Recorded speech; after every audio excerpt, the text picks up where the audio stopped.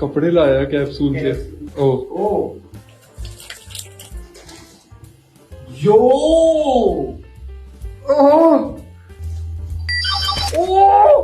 ओ भाई हम दोनों के पास था, तेरे पास नहीं है। तो मैंने बोला यार मेरे भाई के पास भी फोमो ना हो, मतलब कभी ना कभी तो रात में सोचता होगा तू भी सोते वक्त कि मेरे पे नहीं है। भाई ये पहना दे एक बारी। भाई साहब मुस्टैंग ऑन होता है, बहुत खतरनाक चीज है। भाई ने गाड़ी दी है महचोद। अबे नीचे से अभी अर्पित अभी तू देख, अब देख रहे थे।